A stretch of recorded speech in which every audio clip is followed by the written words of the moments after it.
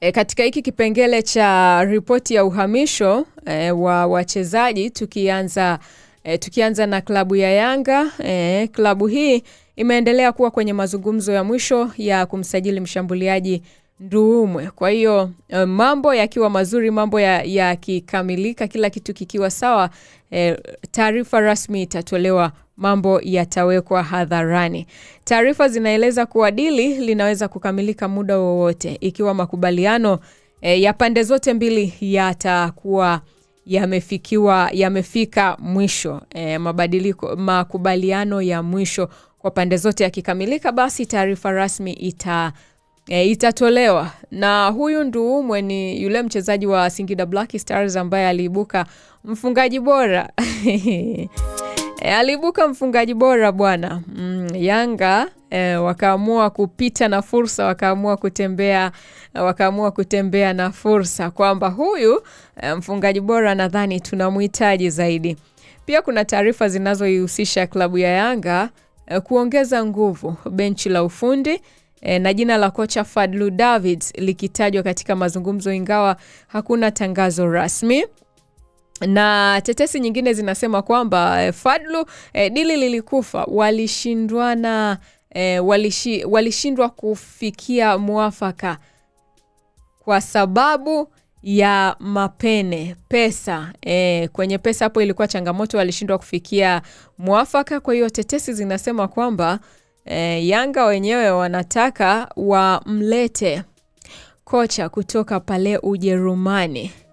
Hizo ni tetesi zile za chini, ni habari ambazo bado hazijathibitishwa. Kwa hiyo habari zikithibitishwa, kila kitu kitakuwa wazi na taarifa rasmi itatolewa na klabu husika. Hii ni kwa upande wa Yanga.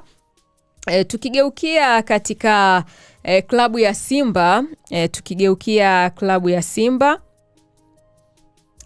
Simba inaendelea kuboresha kikosi chake kwa ajili ya msimu wa mwaka 2026-2027. Kiungo Kelvin Nation amejiunga na klabu hiyo akitokea Singida Black Stars, huku Joshua Mutale akirejea baada ya kipindi cha mkopo. Bwana. Ila lakini Simba kwenye usajili wa msimu huu kwa kweli wanapambana. Yaani hao wameamua kuvunja kabisa. Na sio hiyo tu, kwenye lile lisaa la pili bwana, nitakwambia kwamba nitakusogezea habari inayosema kwamba Simba wanatarajia kuvunja uongozi wao wote. Simba wameamua kuvunja kila kitu. Wanataka na wenyewe bwana msimu unaokuja wachukue kombe. Hawataki kukaa kizembe. Wameamua hivyo bwana. Kwa hiyo tukibaki hapa kwenye klabu ya Simba, pia tunaona taarifa zinaeleza kwamba Simba imekuwa ikifanya mazungumzo na beki wa Ivory Coast Serge Bajo Anton, lakini hakuna uthibitisho rasmi kutoka kilabuni hapo. Ni tetesi. Kwa hiyo tetesi zikikamilika, habari kamili ikakamilika, wakakamilisha kila kitu, tutaletewa taarifa rasmi. Kila kitu kikiwa kimeshakamilika, wakakubaliana pande zote mbili, basi tutapata ripoti kamili kutoka katika klabu husika. Beki Wilson Nangu anaripotiwa kuwa karibu kukamilisha uhamisho wake kwenda Simba. Simba safari hii wameamua kwa kweli. Simba hongereni. Mmeamua kweli. Wilson Nangu naye anatarajia kujiunga na Simba bwana. Ndio, tukigeukia pale timu katika kikosi cha Azam FC. Azam FC yenyewe inaendelea kutafuta nyongeza katika maeneo ya kiungo na ushambuliaji, huku ikifuatilia wachezaji wa ndani na nje ya Tanzania. Ila mi katika vitu ninavyovipenda kwenye klabu ya Azam bwana, Azam huo wanasajili wale vijana wadogo wadogo. Yani wale makinda wale ambao ndio kwanza wanachipukia. Ukiangalia sasa, yani ukiangalia wachezaji wengi wa Azam, ukaja kuwalinganisha, yani kimuonekano tu, tuachane na umri kwanza, yani kimuonekano. Ukiwalinganisha na wachezaji wa vilabu vingine, yani wanaonekanaga ni makundi mawili tofauti. Lakini sasa cha kushangaza, unakuja kukuta kwamba mchezaji huyu anaonekana ni mdogo, ana miaka labda 20. Huku kwingine ukija kuambiwa mchezaji ana miaka 22. Unasema sawa, useme nini wewe? Inabidi ukubali. Endelea kupiga kura yako kwa wale ambao hujapiga kura hapo YouTube. Tuambie Mbwana Samata nakumbukwa kwa kitu gani zaidi pale Taifa Stars? Ni kitu gani? Je, ni mabao aliyofunga, ni nidhamu au ni uongozi? Piga kura yako hapo, alafu mwisho wa kipindi nitakupea majibu. Na kwenye lile lisala pili ni kukumbusha kwamba tutakuwa na mjadala wa siku, na mjadala wa siku ya leo unasema, je, Simba na Yanga wanapigana vita ya usajili au wanakimbizana na shinikizo la mashabiki? Unajua kuna baadhi ya mashabiki wanasema bwana, mbona kama Simba wenyewe wanapambana sana katika kufanya usajili. Ukikaa leo unasikia, unaona mfano kama hapa hivi.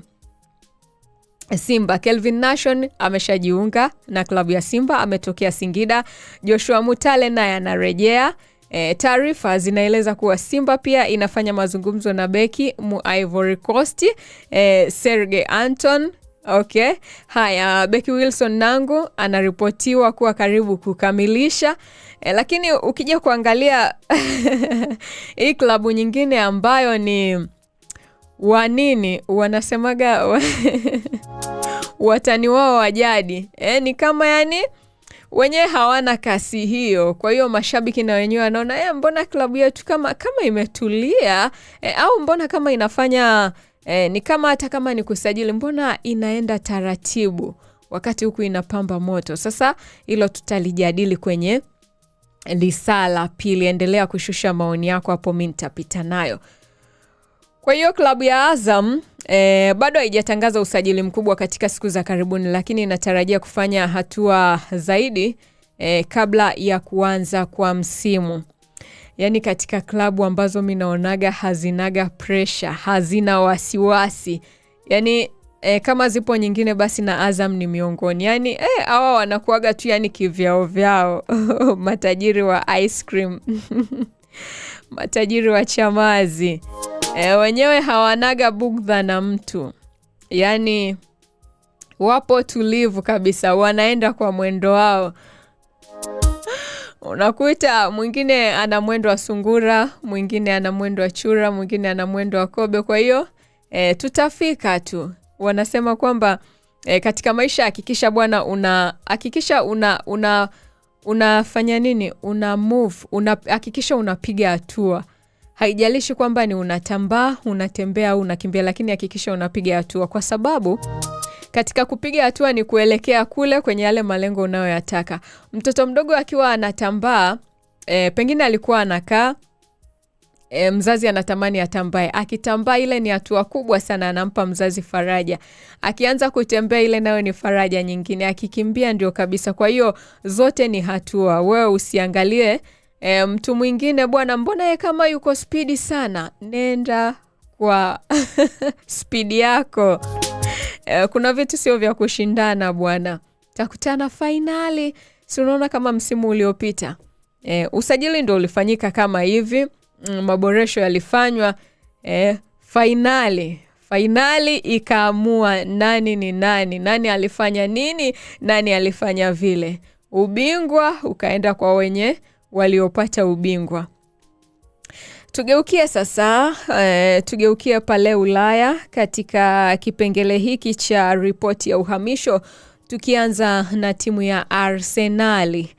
Arsenal inaendelea kutafuta mshambuliaji wa kiwango cha juu na kiungo wa ubunifu ili kuongeza ushindani wa kikosi kabla ya msimu mpya. Mambo ya usajili kwa kweli yamepamba moto. Okay, tukigeukia Chelsea, Chelsea yenyewe imeendelea kuachia baadhi ya wachezaji na kusajili vipaji vipya kwa lengo la kujenga kikosi cha muda mrefu. Hao ni Chelsea. Imeendelea kuachia. Kuna wengine wanawachukua, kuna wengine wanawaachia. Haya sasa. Nipite na ujumbe wake huyu Pascal. Pascal, na kukubali sana bwana Pascal. Uko very active. Hauniachi, tuko sambamba kuanzia asubuhi hadi muda huu. Shukrani sana. Pascal anasema, dada, wewe ndio hujajua sajili za Azam, lakini mimi najua zote. Wameshamalizana na watatu wote wa kimataifa. Usiniambie rafiki yangu. Ni kama nakumbuka mmoja hivi. Basi Azam wako vizuri. Au ni kwa vile mashabiki wengi wako kwenye Simba na Yanga. Asante sana Pascal kwa kunifungua macho. Washamalizana na wachezaji watatu. Pascal anasema asante sana. Okay, tukiangalia ripoti ya uhamisho kwenye klabu ya Manchester United. Manchester inaendelea kuweka nguvu.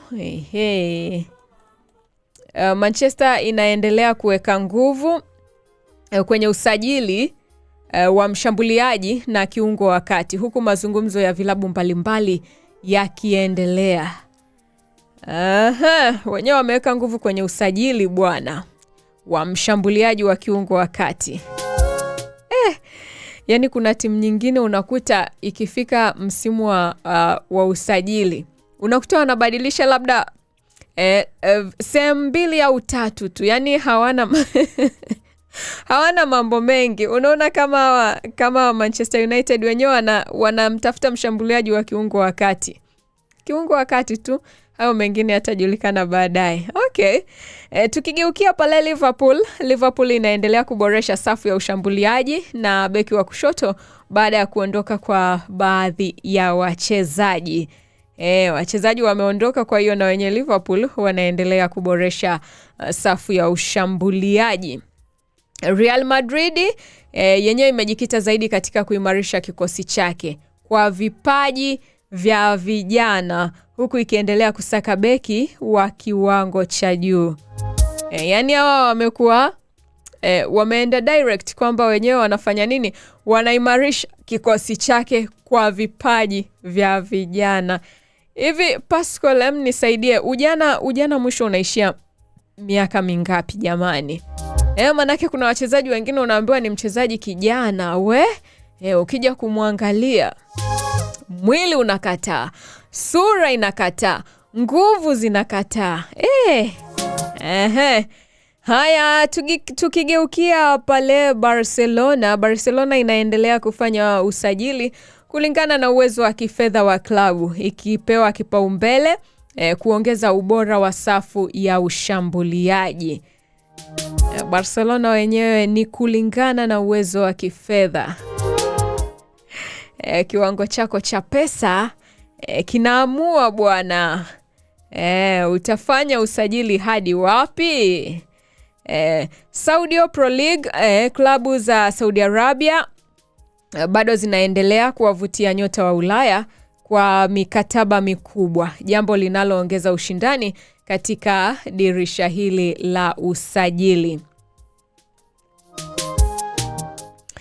Yes, na hapa ni katika kile kipengele cha ripoti ya uhamisho bwana. Kwa hiyo habari ambazo zimevuma sana leo huko mitandaoni ni kwamba Yanga bado inapigiwa upatu kumaliza dili la Nduwumwe, na Simba imeendelea kuongeza wachezaji wapya kuelekea msimu wa mwaka 2026 2027. Na pale Ulaya, vilabu vikubwa vya Ulaya vinaendelea kupambana kukamilisha usajili kabla ya maandalizi ya msimu mpya kuanza.